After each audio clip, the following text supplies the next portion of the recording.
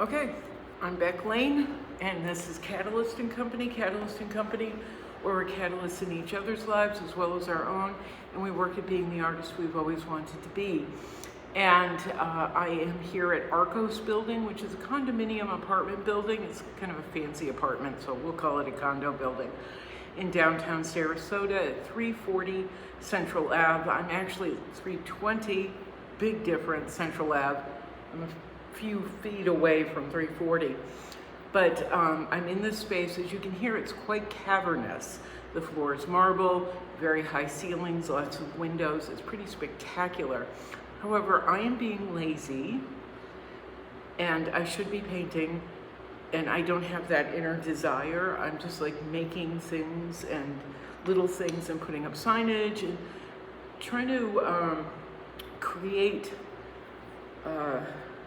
things that are particular to me, that for people to see or to read. I put up a sign in the window with one of my printouts on it, and it says something like, "Come in for a visit," something like that. And I can't even read it because I've got it in the window and I can't see. But it explains what I'm doing. This is a working painter's studio till October 27th. And then I put up various other things, my QR code with more printouts, those are in the window. And then outside, I'll show you, right over there, oop, sorry, right there are the doors to the lobby of Arcos, or part of the lobby. It's actually more like a sitting area. It's a big sitting area. There's a big TV, there's a pool table, there's places for people to lounge or eat. And then out from there, and there's a coffee machine, which I love. I can have cappuccino and espresso all day long, which I'm having. But that goes out to the pool area where people are all day. So I set up a little display outside with an artist easel that says something about me, the artist is in, or the painter is in, something like that. And also a display on a tiny table with one of my portfolio folders. So it's a booklet I got from Staples with images of my work. So people don't feel like they're shut out. I have to keep the door closed sometimes because of the air conditioning.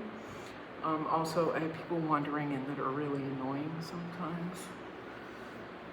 I just had one, and I don't want them to get too comfortable coming in and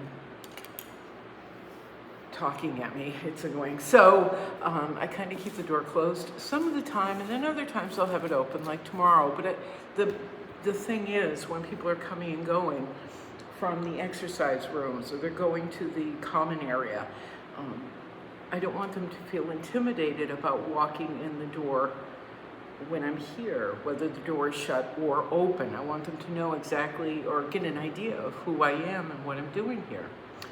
I also have one of my little Frida paintings hanging up outside.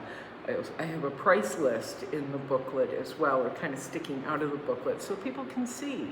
They can see everything, what's going on. But here in the window, in the actual studio, behind us, here, I can actually show you. There's the lobby. There's the front door. I think you can see it. I think you could see it.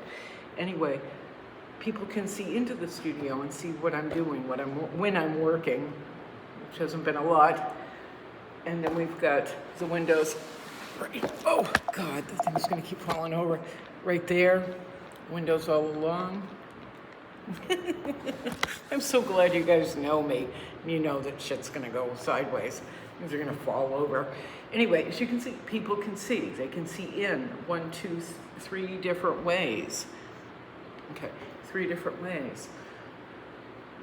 So behind me, I have mural sketches that I'm working on, as well as some paintings by the door. So when people look in the door is open, they can see what we have. But I've had a number of people go, "Oh my God, I've been walking out around at night, and I love your work." Just some really nice compliments. Let's put it that way. And I did think this was going to happen, but I wasn't betting on it. I wasn't particularly sure. I've had people from local art institutions who have been stopping in and saying, well, how come you haven't done this with so-and-so? And have you spoken to this person or that person? I'm like, oh yeah, I talked to them. They weren't interested. They're not interested in me because I'm not from Ecuador and I'm not a man or I'm not this. I'm just not that fancy. I've had a couple people in here today who went, oh, wait a minute, you've talked to people there? Have you shown them your work? Oh yeah, I gave them portfolio, brochure. They didn't care. They didn't care. And people have been like, oh, wait a minute, I'm calling my friend, or I'm going here, or I'm going there.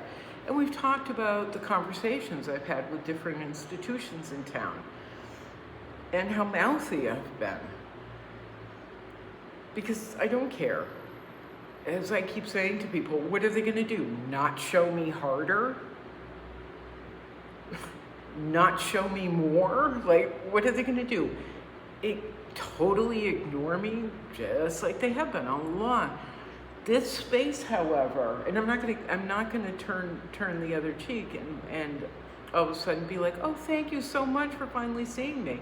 I'm gonna keep saying this stuff because it needs to be said. As I said to one young woman a little while ago, we can sit around with our hands folded and put them on our laps and just be like, I'll be quiet now because I'm little and you don't see my value. And if I make myself little and small, somehow you're gonna find me valuable? If I'm demure, you'll suddenly want to invest in me. That's not how it works. It is called squeaky wheel. And I'm not just squeaky, I'm super duper loud at times about injustices and people being overlooked. So I actually had one woman who was like, oh no, I'm calling so-and-so and so-and-so. I said, good luck, because I've already spoken to them and they didn't see any value in showing me or my work. But yeah, I'd love to do something there if they would change their attitude, change their tune towards me, towards other real artists. So we'll see what happens. And although I'm angry and being incredulous at the moment, this is providing me with the exact opportunities I wanted. And it's not just to bitch at people. It is to throw down a gauntlet. Just throw down a gauntlet here in Sarasota and go, this is what you've been missing. This is what you've been brushing aside. This is what you have been ignoring. Shame on you. Because people are coming in and they're seeing like, that stuff. They're seeing that stuff and they're like, what is that? And I go, well, I'm doing a mural on the Whole Foods building. I'm working with the city. This is something the city has wanted for 2 years. And they finally found, they had an artist in the beginning who would have been brilliant. But something happened with the contract and the artist gave up. And so I was approached because I'm deeply, deeply passionate about the highwaymen and the Florida highwaymen and their accomplishments during Jim Crow. And we talk about a little bit about the history, blah, blah, blah. I get to tell them that. And I get to say, yeah, I have an artist residency coming up in Georgia in November through December, blah, blah, blah, blah, blah. I'm very important, da, da, da. I'm so talented, la, la, la, la, la. But it's providing me with an opportunity to go, yeah, I'm here, I'm alive, I'm awake. I have some value.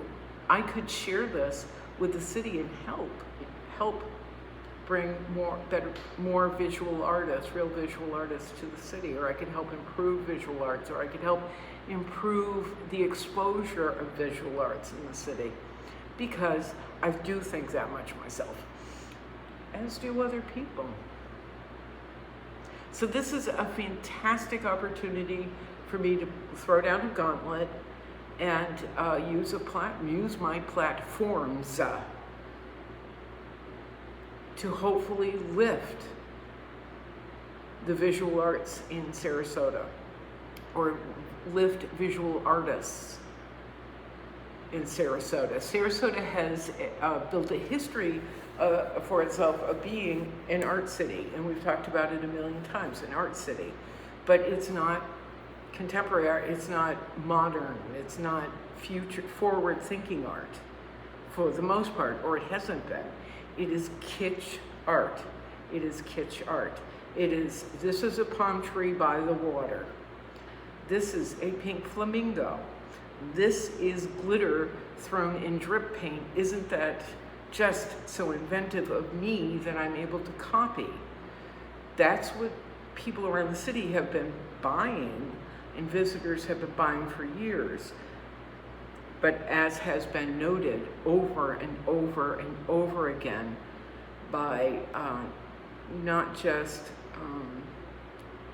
people who know my work around the city, but city officials and reporters as well, that there is an opportunity here. Pardon me again, while my massive ego comes out for a visit, but to raise the bar. So that Sarasota isn't just about happy white girls skipping down the beach and the palm trees that they're lounging under, that kind of thing. Let's think on another level. We have that opportunity to do that.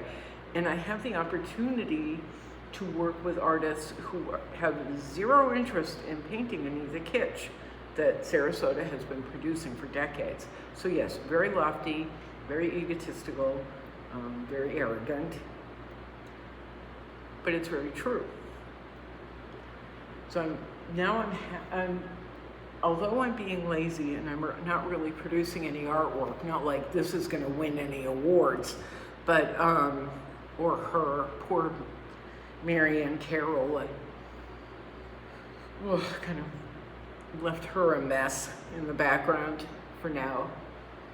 I have the opportunity to do many, many things here.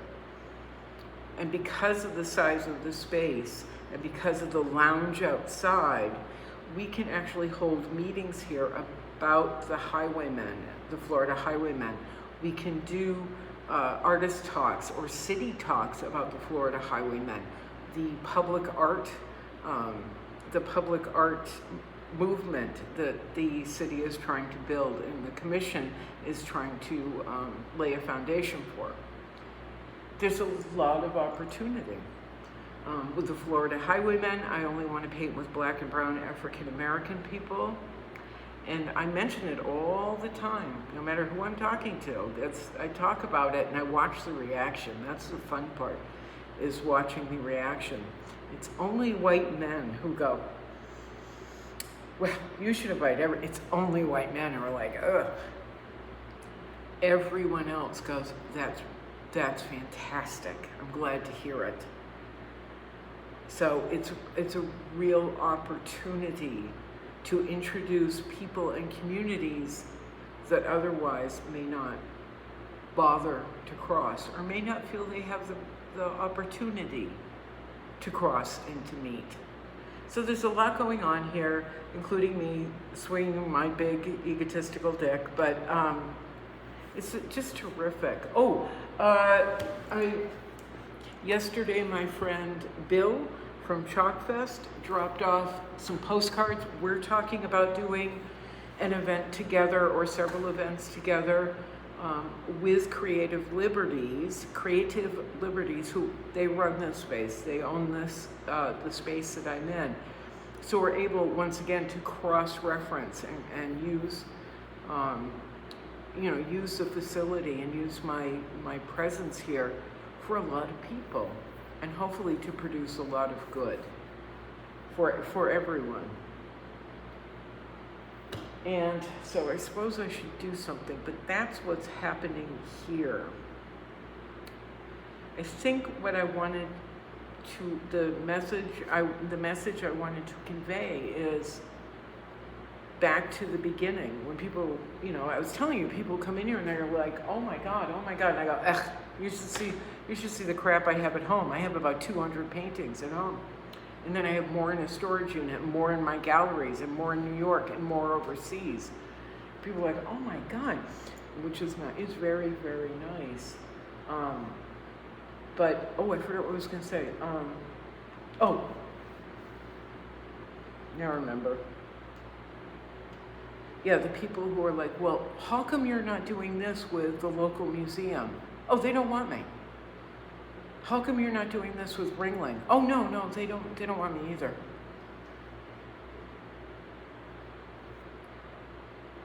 Open your mouth. If you're an artist and you're hitting dead ends and well, open your mouth. Don't sit there with your hands folded and your fingers crossed and pray, as I have been doing. I mean, I've been banging on doors for years, but I've also gotten so discouraged that I've put my hands on my lap and said, well, maybe one day. Open your mouth. Get mouthy. So what? So what? If some guy at some place that's supposed to be a big deal gets upset with you because you're not willing to be demure, which is the word of this month, who cares? What could they possibly do to you? If they're not showing your work already, they're not acknowledging your existence, they're not seeing your value, what are they going to do? Not show you harder? Not care? Even more. Make them care. Make them care. Show them. Swing that deck. I think for women especially, that's hard. Well, physically too, but for women it's really hard because we are taught to keep our mouths shut and be patient and use all the right words and to be polite and to understand that people don't care about us. Especially art world people, they don't care about us. It's not going to change if we keep our mouths shut. So be loud, be insulting.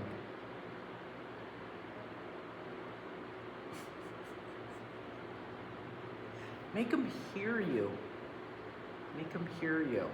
I'm very lucky right now because I have a number of reporters in town who are passionate about my work and they really understand what I'm doing. But because of this space too, now I'm reaching the people that I've wanted to reach, which is pretty cool. I really did have one woman in here earlier. She didn't think I knew who she was. I recognized her immediately and I got mouthy, but not about her. I was like, oh yes, this thing happened. It's just disgraceful, isn't it? And she's a part of the system, but we got to blame it on other people, which was really fun. And who knows, maybe things will change, maybe not. I don't care. All right, you keep at it though. Years ago, what was it, 9, 10 years ago? You and I made a pinky promise that we would hang in there together. And I actually cried during that video because I was so discouraged. I was living in, my studio was in Pawtucket, Rhode Island. I was living in East Providence, Rhode Island. I was spending an hour and a half to 3.5 hours getting to my studio from where I lived to my studio that was 7 miles away. Whether I walked it or rode the bus, it would take me up to 3.5 hours to get there, and then another 3.5 hours to get home. And it was one day, it was summer, I was in the mill, I was in my second studio, a shared space. I was exhausted, I was tired, I was hot, and I didn't feel any hope whatsoever. And that's when people cry, is when they feel no hope. But I made a video, and we made a pinky promise that we would hang in there together for moments like this, is what I was thinking. Moments that I didn't know would ever come. But we hung in there, and we're gonna keep hanging in there together. So let's leave it at that. Go be mouthy for yourself. Go stand up for yourself. Pinky promise me we're gonna hang in there, and we're gonna keep going together. Okay? All right, ciao. Hey, Carrie. Love the pictures, by the way, you're putting up on Facebook. Love them. It's so cool to see in your world. Carrie Keiss, nice messaging with you the other day, and everybody else. Val, it's been really good to talk to you on the phone. Oh, my phone has been suspended, by the way. My Val and everybody, Carrie's, blah blah blah. My next door neighbor is supposed to be splitting Wi-Fi with me, and he just decided to not pay the Wi-Fi, half the Wi-Fi bill this month, and he spent 3 months running up extra charges while he ran a Bitcoin data mining operation out of the house. It took me 3 months to figure it out. Now he owes me $250, hasn't paid a dime. So it was either I keep Wi-Fi at the house or I have a phone. Now I don't have, well, my phone's been suspended, so that's where we are. You can't call me. Sorry about that. All right, but anyway, blah, blah, blah, blah, blah. I'm Beck Lane. This is Catalyst and Company. Pinkies. Ciao. Cheer. Meow, meow. Boink.